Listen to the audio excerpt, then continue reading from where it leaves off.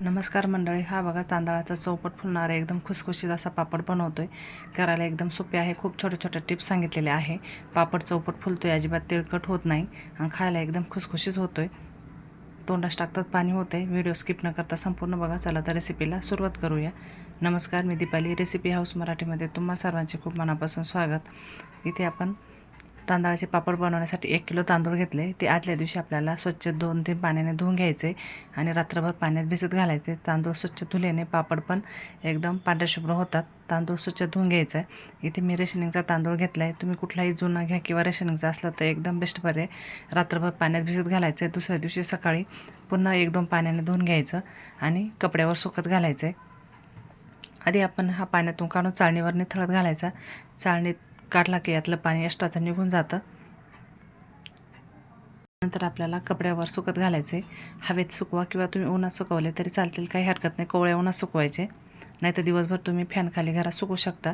मग मस्त आपले तांदूळ एकदम सुकले गेलेत. आता गिरणीवर याचं मस्त एकदम बारीक पीठ दळून आणायचं आहे. एकदम बारीक पीठ हवं आहे आपल्याला.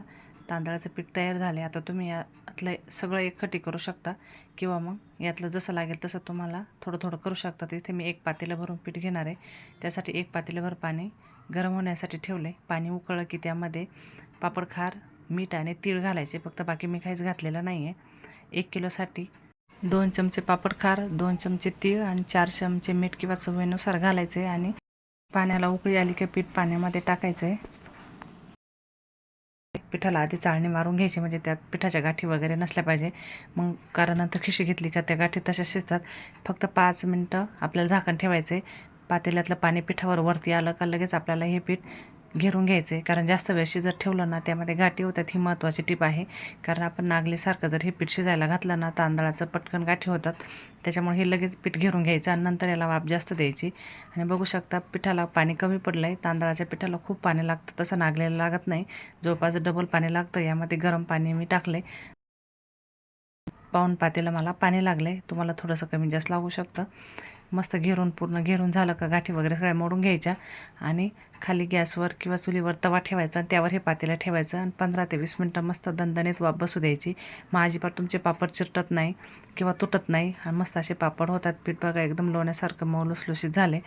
पीठ चांगलं वाफलं की मग पापड अजिबात चिरटत नाही. त्याच्यामुळे पीठ वाफायची मेहनत घ्यायची. त्यानंतर जसं पाहिजे पापड छोटा मोठा पिठाचा गोळा करायचा. तेल थोडं लावायचं, तेल जास्त वापर करायचा नाही. आणि बघू शकता मस्त असे पापड झालेत. कुठेही गाठ वगैरे आलेली नाही. नाही तर तांदळाच्या पापडामध्ये नेहमी गाठी होतात. त्याच्यामुळे मग कसे करावं ते समजत नाही. पण तुम्ही जर ह्या पद्धतीने केले ना अजिबात बिघडणार नाही. खायला तर इतके खुसखुशीत झालेत ना, आपले पोंगे भेटतात ना तशा पोंग्यांसारखे एकदम खुसखुशीत ते पापड तयार झालेत.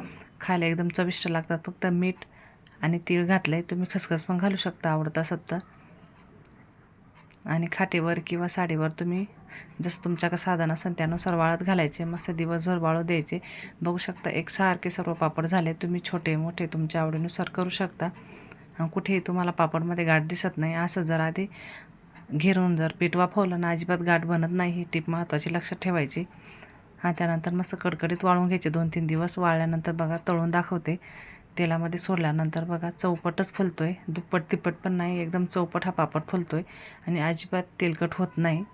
करायला एकदम सोपे आहे. छोट्या छोट्या टिप्स सांगितल्या त्या जर फॉलो करून तुम्ही केले ना, तुम्हाला सुरुवातीला 1 कपाचं किंवा ग्लासाचं माप करून सुद्धा तुम्ही करू शकता छोट्या छोट्या प्रमाणात. तर इथे मी 1 किलोचे केले. बघू शकता मस्त एकदम पांढरेशुभ्र आपले पापड झालेत आणि चौपट फुलला आहे. एकदम छान होतात. अजिबात तेलकट होत नाही. कुठेही तेल धरत नाही पापड. खायला एकदम खुसखुशीत असे पोंग्यासारखे पापड होतात.